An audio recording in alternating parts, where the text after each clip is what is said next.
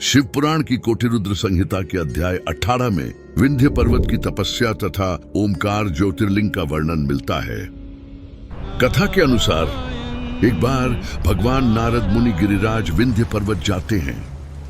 विंध्य कहते हैं, मेरे पास सब कुछ है, कभी किसी बात की कमी नहीं होती है। नारद मुनि को पर्वत के अहंकार का पता लग जाता है और वे कहते हैं, प्रमेरु पर्वत तुमसे बहुत ऊंचा है, उसका शिखर देवलोक तक जाता है। भगवान नारद के जाने के बाद विंध्य पर्वत सोचते हैं कि मेरे जीवन आदि को धिक्कार है और वह शिव जी की तपस्या में लीन हो जाते हैं। वह 6 महीने तक लगातार कड़ी तपस्या करते हैं।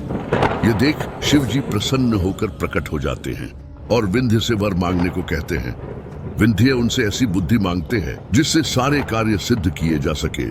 शंकर जी उनके मन की अशांति को भांप जाते हैं और विंध्य की प्रार्थना पर अभिमान और निराशा रूपी अशुद्धियों को सदा के लिए उनकी बुद्धि से मिटाने के लिए उन्हें सत्कार्य करने का वरदान देते हैं तथा देवताओं और मुनियों की प्रार्थना पर वहां स्थिर रूप से निवास करने पर सहमत हो गए। वहां जो एक ओमकार लिंग थे वे 2 भागों में विभक्त हो गए। ओम में जो सदाशिव थे वे ओमकार नाम से विख्यात हुए और पार्थिव मूर्ति में जो शिव ज्योति प्रतिष्ठित हुई वो वर्तमान में ममलेश्वर के नाम से भी जाने जाते हैं।